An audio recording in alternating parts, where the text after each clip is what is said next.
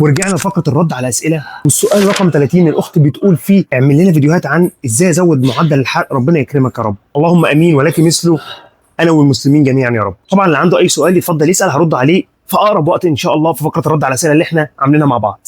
بس حضرتك ما حددتيش رياضيه ولا لا، فعشان كده انا المره دي هرد على السؤال بحلقه صغيره احاول اوصل لك الموضوع كامل. هديك حلول للرياضي والغير رياضي نزود بيهم معدل الحرق، والحلقه دي هتبقى صغيره خالص. هديك حلول بسيطه سريعه تطبقها تلاقي نتيجه ان شاء الله، من غير بقى كلام علمي، من غير دراسات، من غير حشو علمي كتير. حلول بسيطه ننجز علشان تلاقي نتيجه ان شاء الله بسرعه. اول حاجه لما يكون في عندي مشكله وعايز احلها لازم اعرف ايه اسباب المشكله. بقول لك نص حل المشكله ان انا اعرفها. فاول حاجه ايه هي المشاكل او الاسباب اللي بتمنع او بتقلل معدل الحرق بتاعي في اليوم؟ الحرق او الميتابوليزم في 3 عوامل رئيسيين بيتحكموا فيه. رقم 1 الكتله العضليه. حضرتك لو انت رياضي وعندك ماسلز، عندك عضلات، فده بيعلي جدا من معدل الحرق على مدار اليوم وكمان وانت نايم. تاني عامل النوم. قله النوم او النوم المتقطع اللي ما فيهوش ديب سليب، اللي ما فيهوش نوم عميق، اللي بتقوم من النوم تعبان، ده بيعلي جدا معايا هرمون الكورتيزول، وهرمون الكورتيزول لما بيعلى بيقلل جدا معدل الحرق على مدار اليوم. العامل رقم 3 الاكل، وده عامل مهم جدا لان لازم اولا اعمل عجز في السعرات، هشرح لك ده بعدين. رقم 2 ان انت لو حافظت على نسبه البروتين بتاعتك في الاكل فده بيساهم جدا انه يحسسك بالشبع، ما تاكلش كميه كبيره، وكمان البروتين بيساهم جدا في معدل الحرق. بس مش عايز اشرح اكتر من كده، زي ما قلت لك انا عايز اخلي الحلقه دي مختصره بدون حاجات علميه بدون دراسات. وان شاء الله انا هعمل لك حلقه قريب عن ازاي البروتين بيساعدني ان انا اخس. فالمره دي انا مش عايز احرق فيه كتير، خليها حلقه ثانيه، وانا عايز الحلقه دي صغيره اديك حلول سريعه تنجز بيها. عرفنا مع بعض اهم 3 عوامل بيأثروا على معدل الحرق. تعال نبدا اديك حلول. معايا حلول عامه للرياضي والغير رياضي. اول حاجه معايا الميه البارد او الميه الساقعه اول ما بتصحى. اثبتت الدراسات ان الميه البارد اللي بتشربها على الريق بتساهم بجزء طفيف جدا ان هي تعلي معدل الحرق في اول ساعه في يومك.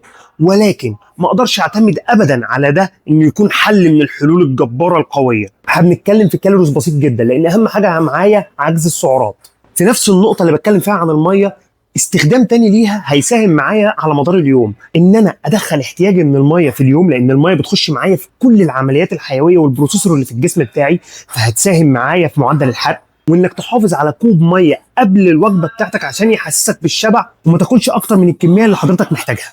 تاني نقطه معايا النوم. زي ما فهمتك ان النوم المتحكم الاول في الهرمونز بتاعتي، فانا لو ما نمتش كويس هيحصل لي اضطرابات في الهرمون، وهيعلي معايا هرمون الكورتيزول، ويخليني كمان مش قادر اعمل مجهود وانشطه في اليوم، فمش هعرف احرق معدل سعرات.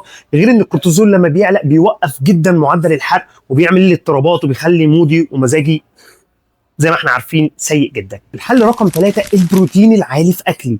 لما بتاخد احتياجك من البروتين في وجباتك وتحافظ على كل وجبه ان يبقى فيها نسبه بروتين عالي، قلت لك ان البروتين العالي بيحسسني بالشبع، بيعلي معايا معدل الحرق. مش عايز اشرحه دلوقتي، هنخليه في حلقه تانية، بس اهم حاجه تبقى عارف ان ده حل من الحلول. الحل رقم 4 معايا الشاي الاخضر والقهوه. الكافيين بوجه عام احنا عارفين من زمان انه بيعلي معايا معدل الحرق، اوكي بنسبه طفيفه، بنسبه بسيطه. زمان كانت الناس متخيله انه بيعلي جدا، في ناس كانت بتقول بيوصل ل 30%، لا هي من 4 ل 5%، الدراسات اثبتت من 4 ل 5%، لكن ما يمنعش انه بيعلي، فهو هيساهم بنسبه بسيطه. فالحل رقم 5 عشان اعلي معدل الحرق تبطل الكسل. يعني ايه؟ يعني الانشطه الخفيفه في اليوم هتفرق معاك اذا كنت سواء كنت رياضي او لا. بمعنى انت راجل شغلك مكتبي، بتقعد من 8 ل 9 ساعات على المكتب بتاعك بتشوف شغلك، عايزك كل ساعه تقوم تعمل نشاط خفيف لمده 5 دقائق، تروح وترجع، تقوم تعمل اطالات، تعمل 10 بوش اب، 10 سكوات، اي رياضه. طيب عندي مشوار قريب هياخد مني من 10 ل 15 دقيقه، كنسل السياره، كنسل العربيه بتاعتك وتمشى المشوار ده رايح جاي.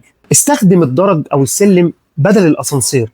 الانشطه الخفيفه دي على مدار اليوم ممكن تزود معاك الحرق من 300 ل 400 سعر، تقريبا حرق وجبه كامله. كده انا خلصت النقطه اللي بديك فيها حلول سواء كنت رياضي او لا. طب تعالى نركز بقى على كل واحد فيهم. للرياضي هقول لك ركز على حاجتين. اول حاجه تمارين المقاومه. حضرتك لما بتعمل حجم عضلي كبير يبقى عندك نسبه ماسلز عاليه في جسمك، ده بيعلي جدا معدل الحرق معاك. ليه؟ بمنتهى البساطه العضلات بتاعتي نسيج نشط بعكس الدهون خامله، طول الوقت عايزه عمليه اصلاح، طول الوقت عايزه ريكفري، طول الوقت عايزه ضخ دم، طول الوقت عايزه تغذيه، فده بروسيسور، فده بيحرق معايا. اثبتت الدراسات ان العضلات بتاعتي بتحرق 13 سعره وانا نايم، تقريبا 3 اضعاف الدهون اللي بتحرق ما بين 4 ل 4.5 في الساعه. فالمعادله بمنتهى البساطه عضلات اكتر حرق اكتر.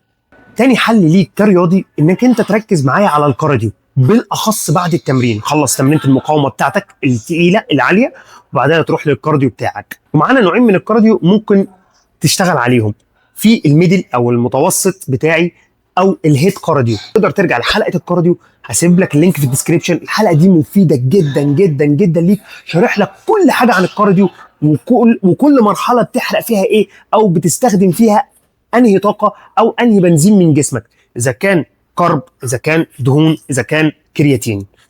لازم تشوف الحلقه دي، هسيبها لك في الديسكريبشن. وايه الحلول او النصائح اللي اديها للغير رياضي بجانب الخمسه اللي اديتهم لك في الاول؟ رقم واحد معايا وجبه الافطار. بعكس الشائع او المتعارف عليه ان دايما الناس تقول لك ان انا مش هفطر علشان عايز احرق واخس. وجبه الافطار دي مهمه جدا في معدل الحرق على مدار اليوم. حضرتك لما بتفطر بتشغل البروسيسور بتاع جسمك وتبدا تحرق على مدار اليوم، بس اهم حاجه انك تركز فيها على البروتين، مش تصحى تاكل كارب فالسكر يعلى فتلاقي نفسك جعان وعايز تاكل تاني وهكذا. وهشرح لك الموضوع ده في حلقه تانيه، انا بديك بس الحلول عشان تمشي عليها. وتاني حاجه هقول لك عليها وتركز فيها جدا، الانشطه الخفيفه في اليوم بتفرق جدا. زي ما قلت لك، استخدم السلم، بلاش اسانسير، بلاش السياره في المشاوير الصغيره، اتفضل اتمشى يا راجل. وانت معاك اتصال اتحرك، انا بعمل كده وانا معايا اتصال، اتحرك 5 دقائق 10 دقائق، انت تتمشى رايح جاي، هتلاقي نفسك حرقت كالوريز من غير ما تحس. لكن ده ما يمنعش انك تبطل كسل، ولازم تنزل تتمرن.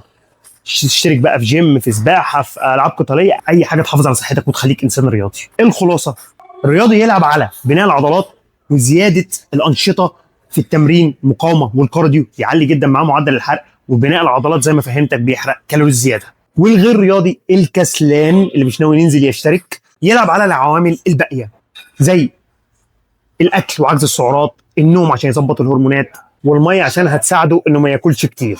كده انا خلصت، يا رب تكونوا استفدتم. يا ريت تشيروا الحلقه لو استفدتوا وعايز غيرك يستفاد. ما تنساش تشترك وتعمل لايك وتشاركني برايك في الكومنت، واللي عنده اي سؤال يتفضل يسال، هرد عليك في فقره الرد على اسئله. وزي ما بقول لك دايما، خليك رياضي، خليك صحي، خليك ذكي.